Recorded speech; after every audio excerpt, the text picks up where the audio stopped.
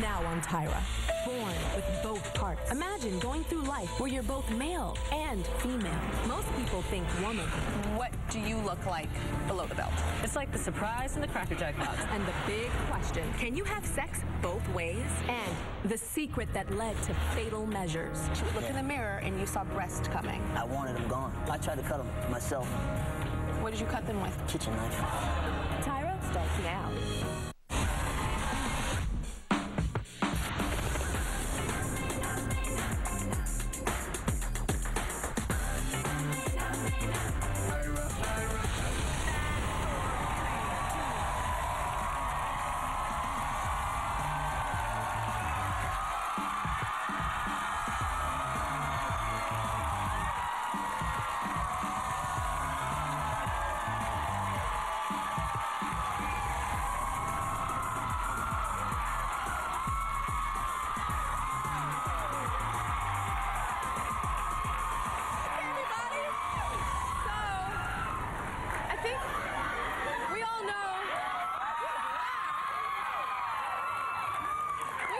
Gender, right? You know, when it comes to gender, most people think you're either born a man or a woman or a male or a female, right? Right?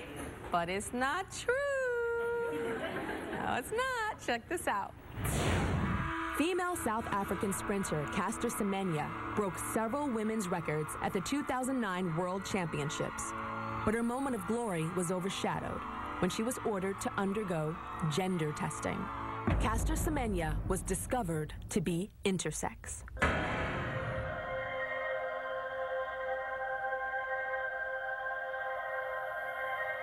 Imagine going through life with an undefined gender, where you're both male and female. What would that feel like? What are the questions that would arise? Why do you look like that? Man, Why are you so different? You look like a boy. Why are you so muscular? Why do you dress like Your that? hands are so tiny for a boy. Do you use men's or women's? What are you? 1 in every 2,000 people are born intersex, so they might look like a boy and have both a penis and a vagina and even small breasts, or they might look like a girl but actually have a clitoris that grows to resemble a penis, or, as was reported in the case of Caster Semenya, internal testicles instead of ovaries. Our studio audience right now is looking at pictures of intersex genitalia. But they're quite graphic, aren't they, audience?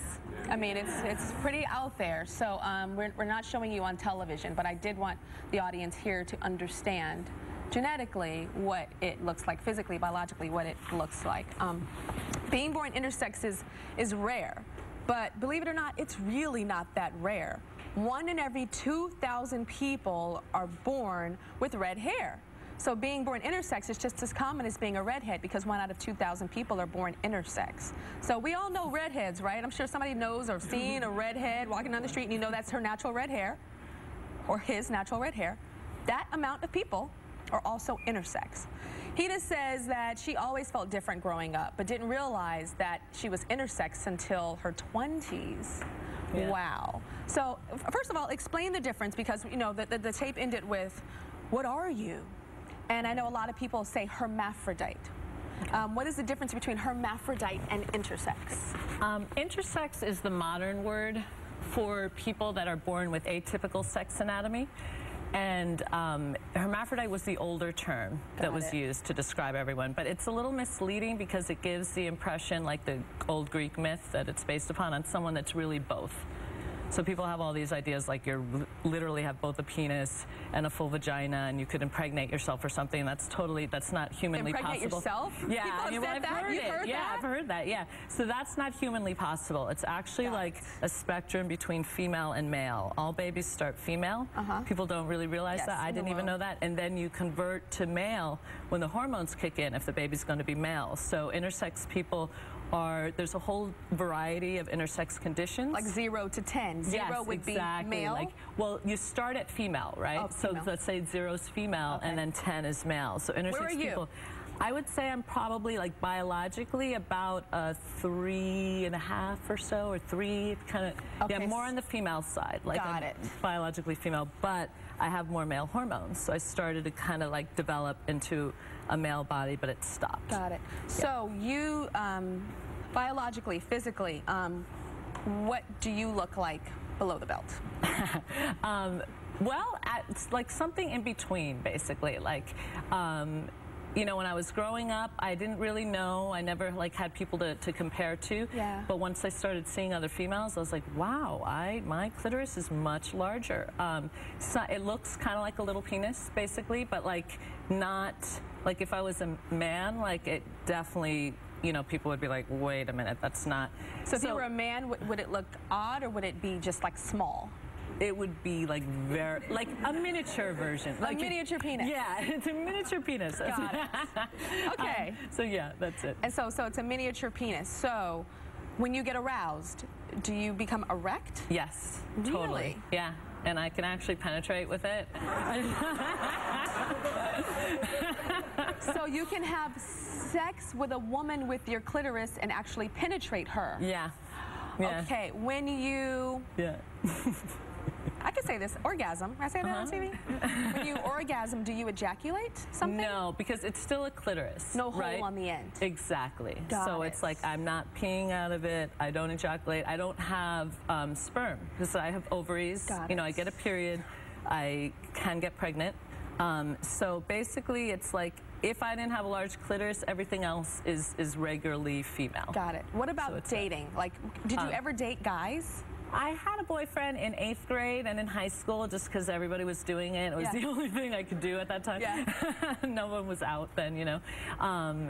And it was fine, actually. You know, there were no problems with them, but I knew I was kind of faking it. The boys didn't ever say, whoa, that's different. And later I've been, you know, I'm a little bi, and like in my 20s, I had one guy who said that, but mainly like people have found it like a great bonus. It's like the surprise in the Cracker Jack box. It's like really like, yeah, I mean, people have been actually overwhelmingly happy about it. And you say that you are bi. So what Yeah, a about little bi. when you were dating or are dating or began to date women? Would they say, that doesn't look like mine? You know, the first woman I dated, I'm still friends with her. She's a doctor, and she laughs about it because she had never been with a woman. And she was like, well, I just thought maybe a lot of women are like this. I don't know, you know. But the third girlfriend I had, I had actually slept with a friend of hers, you know, a while before, and she was like, oh, so this is why she called you a hermaphrodite. And at the time, I was still in college. I hadn't discovered the word intersex. I hadn't really diagnosed myself yet. And I just thought, wow, that's nice. Like, I always thought the word was kind of cool, personally. Yeah. But I thought, I can't really be that unique. You know, I didn't really take it seriously, you know. Did your parents know when you were born that it was different? You were different? Yeah. They don't talk about it. My parents are like typical Latino Catholics, really strict, like super no sex talk, no nudity, nothing, you know. And so they didn't talk about it. But the minute I got my period, I was sent to doctors, and they wanted to give me pills. And I was asking my dad, what are these pills for? And he said, they'll help you grow taller. And I thought, well, that seems kind of odd and, you know, unnecessary. But then I overheard my mom and my dad arguing, and she was saying, oh, that's experimental, and we don't know what it'll do, and she doesn't need that. And they argued about it a lot, and she finally won because I didn't get it. And later I found out from her that it was estrogen. Oh, to make you more female. More to make sure I got female. breasts and hips and all that. And that's typically what they do to intersex people. Like, they might operate at birth, which is horrible, and I'm so glad I escaped that. And then later at puberty, to make sure that, you know, the hormones go the way they want the baby to go, the child to go, they'll give hormones. How do they decide what that baby's going to be? Sometimes it's really arbitrary, you know. Sometimes it's kind of difficult to define, but like they usually just try to make it more of what the baby seems like they'll be. Like if it's a baby like me, right, where they can tell there's a vagina, they'll usually raise the girl, the intersex person, female. Yeah. Wow.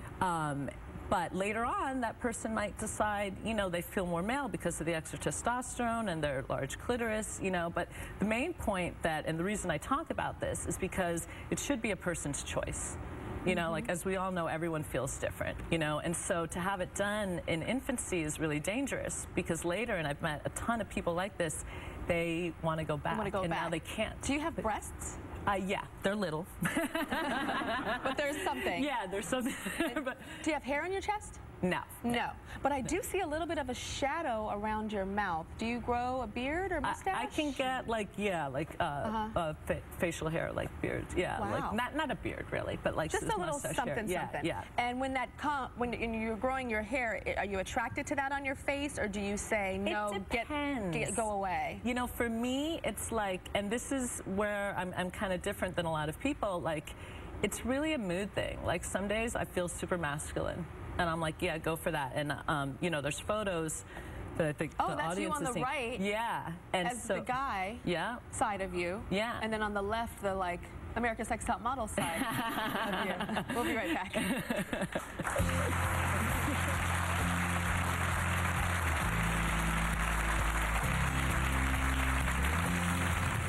Still to come, what about being in love with two different genders?